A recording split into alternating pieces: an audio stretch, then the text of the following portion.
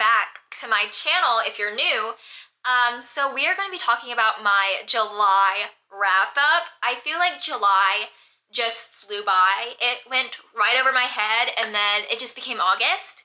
So we love that, I guess. I don't know how I feel about that because I'm going to school again in August and I am gonna miss just reading my cozy reads in bed all day, but whatever, I digress.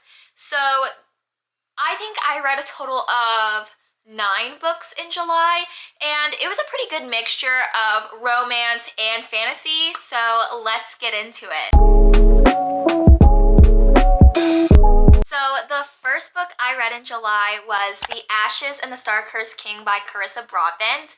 This is the second book in the Crowns of Nyxia series, and I love Carissa Broadbent. She has quickly become one of my favorite authors just because her writing is so fast-paced, which I feel like we don't get a lot with fantasy because it takes time to like ramp up to like the action. Like you have to do all this world building and you have to set like the background, things like that. Like there's a lot of aspects within a fantasy read, but Carissa Broadbent just does this amazing thing where she just like throws you into the story and then she gives you like bits and pieces of the background and the world building as you go, which as a beginner kind of fantasy reader, I really like, just because sometimes when the first half of the book is just world building, I get bored and my attention span is just out the window. I don't want to listen anymore. I don't want to read. My eyes are not comprehending what's on the page. But this is the second book in the series and it takes place right after the first, which I really liked because we just jump right into the story. And this book has Araya's and Rain's POV, which I ate up because I love Rain. I will defend that man till my grave. He could do no wrong in my eyes, and people might think I'm crazy for that, but like, I just love him. I love him on like a whole different level, okay? And having his POV in this book just like really made it for me. This was a 5-star and I just like could not put it down. I literally cried at some parts, and I just love how Rain always wants to emphasize Araya's strength and wants to build her up rather than tear her down. And like, he's made mistakes. He's made mistakes, but we love him, okay? He is just beautiful and dreamy and we love him, okay? We love fictional men with wings, okay, everyone? Just say it with me. We love fictional men with wings, and that becomes a trend this month, okay? So the next few books that I read in July were actually part of a series because I binge read them all in the span of like 3 days because I was in love, and you do crazy things when you're in love, okay? Please do not judge me. But the first book we have is Caraval by Stephanie Garber. This is actually in the same universe as Once Upon a Broken Heart, and really you should read the Caraval trilogy before you read Once Upon a Broken Heart and The Ballad of Never After, but you don't need to read the Caraval trilogy to understand Once Upon a Broken Heart. I didn't do that, and I read the series and I was fine. I understood everything. However, if I could go back and read these books before I read Once Upon a Broken Heart, I would. I was just a little worried that I would not like these books as much because some people really don't like Caraval and then they read Once Upon a Broken Heart and they love it. So I was just like really worried. I didn't know what end of the spectrum I would fall on. But Caraval is by Stephanie Garber and it's about 2 sisters, Donatella and Scarlett, and they are invited to join Caraval for their performance. Caraval is basically a group of traveling circus people. It's magical, it's secretive, they never go to the same location twice, so they are invited to Legends Private Island to play in this Caraval game, and stuff goes down, and you have to remember it's only a game, okay? It's only a game, so you don't know what's real and what's not real, and I ate it up. This book is in Scarlett's POV. Scarlett is the older sister, and I just really, really liked it. I kind of saw the plot twist happening just because I saw it coming. I accidentally kind of spoiled everything for myself because I looked up fan art, so don't do that, don't make my mistake. But overall, this was a 4 out of 5 for me. I really enjoyed the book. I honestly think about this book and this series overall daily. So the next book we have is Legendary, again by Stephanie Garber. This is the second book in the Caraval trilogy. And this book focuses on Donatella. We get her POV in this book, whereas in the first book we got Scarlett's POV. So there's a book for each of the sisters' POV, which I really, really liked because the whole time I was reading Caraval, I was like, oh man, I kind of want Donatella's POV, like I want to learn more about her. So this is where we kind of learn more about her character and what she's going through. This is also where we are introduced to Jax, and Jax is one of the main characters in Once Upon a Broken Heart, and I love that man. That man could do no wrong in my eyes. Every left turn he does is a right turn in my eyes. Like, sorry, but I only see green flags. I do not see red. I am colorblind when it comes to him, okay? And we kind of get to see his character before he met Evangeline and before he had like his kind of character arc or starting to have a character arc, things like that. And I just ate it up. Jax was one of the reasons why I wanted to read the Caraval trilogy. I was never really interested in this series until him and before I fell in love with him, so take that as you will. But again, this was a 4.5.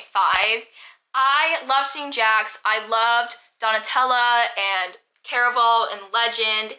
And again, I kind of saw the plot twist, but overall, like, who cares? Like, it was still good up to that point. Like, ate it up. Devoured it. I think I finished it in a day. So the next book we have is Finale. This is again by Stephanie Garber. This is the third and final book in the Caraval trilogy, and it has both sisters' POV. So we have Scarlett and Donatella's POV, and that's what made the book for me. I think this was my favorite book out of the series, which might be pretty surprising because I think this book gets quite a bit of hate. I don't think this is people's favorite, but I just loved it. I love that we get the romance between Scarlett and Julian, and then we get the romance between Donatella and kind of her love triangle. And again, we get Jax, which what more could you want at this point? So good. This was a 4.5 for me, and even though I rated this book the same as Legendary, this is just my favorite. This just so good. It was just the icing on top of my cake.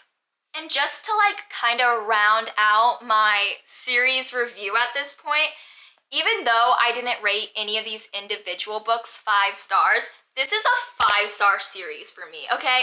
5-star series. These characters are so good. I love the found family.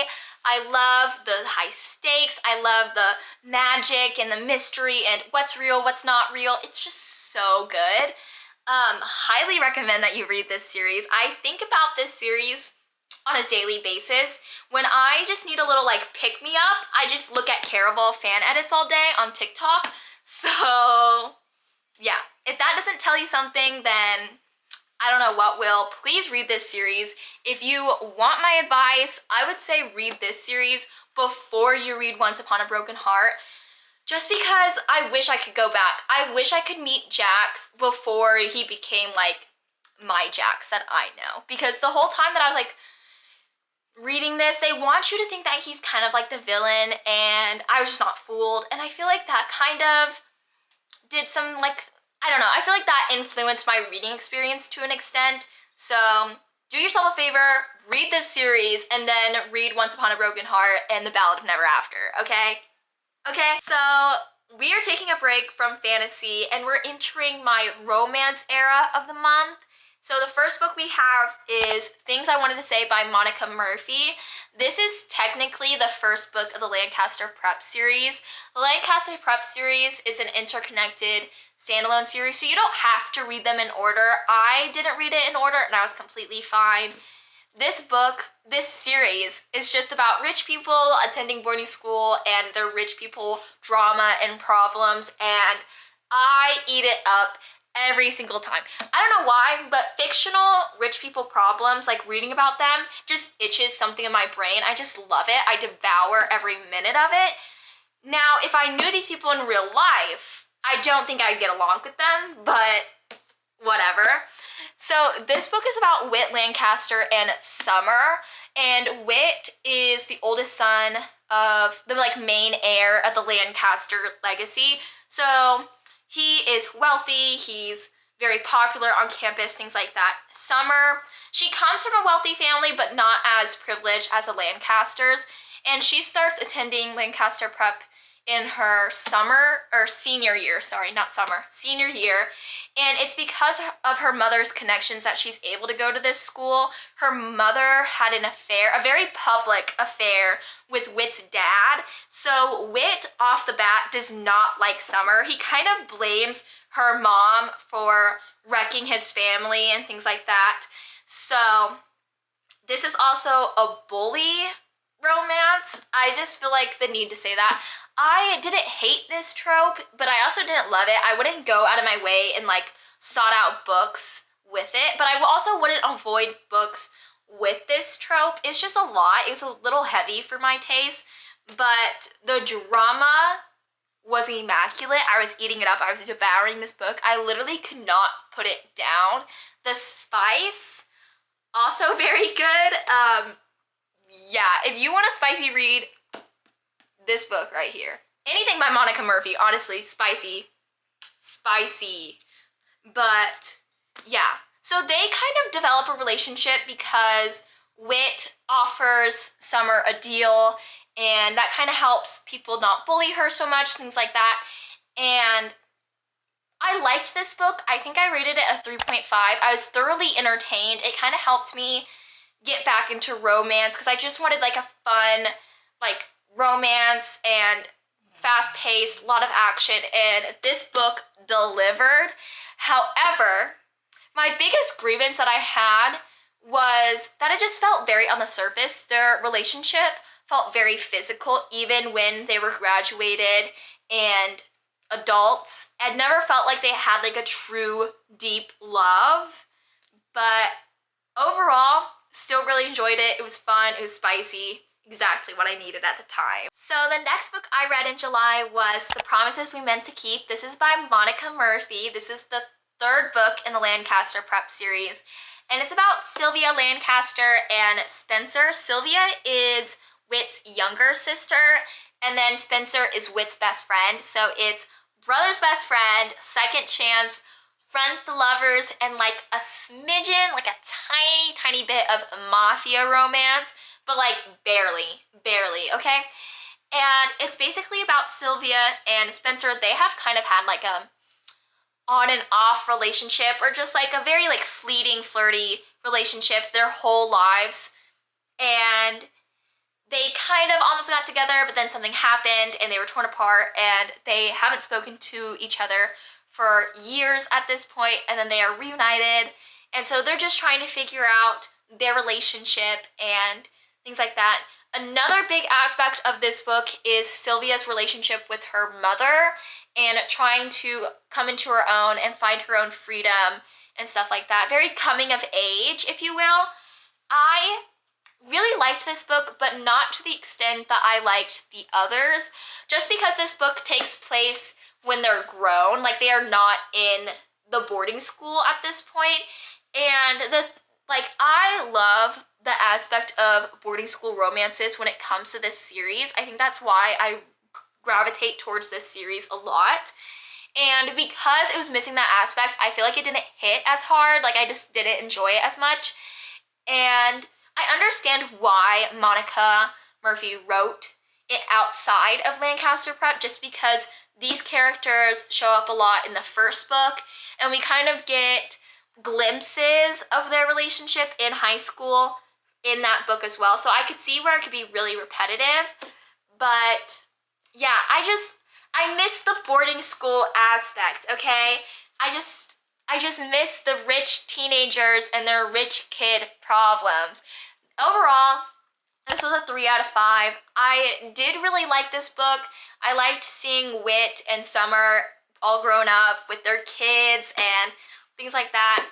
But yeah, 3 out of 5. So the next book I read in July is a very hyped up book. Everyone loves this book, and for good reason too, honestly. It is the OG BookTok book, essentially, and that was A Court of Thorns and Roses by Sarah J. Maas, okay? I have a full reading vlog of this book posted on my channel. It has spoiler and spoiler-free sections, so make sure to check it out if that's something you're interested in. I thought it was a lot of fun. But this book is about Feyre, and her world is basically like divided. One side is where the Fae live, and then the other side is where the humans live, and she's a human, she's 19, she's just a teenage girl, she's very silly and goofy, and she makes a mistake one day while hunting and shoots the wrong wolf, and there are consequences. There are consequences for her actions, okay? And that's basically all I can say until I give out spoilers. But this is essentially a Beauty and the Beast retelling, and it started off pretty slow. And I feel like this is a common denominator for most people in their reading experiences. I was having a lot of trouble like getting into the book, and when I finally got into it and like I felt like things were happening, things would plateau and then it would build up again and plateau. And then finally around like 60% in, stuff was going down, okay? At this point, I really loved the characters. I loved their dynamics, found family, things like that. I was rooting for everything that was happening. And it's just so good. So good. One thing I will say that really helped my motivation personally was that I listened to a lot of the book on audio. I had a really good audiobook on YouTube, and they incorporated like music and background sounds to like really get you into the ambiance and like vibe or experience of the book.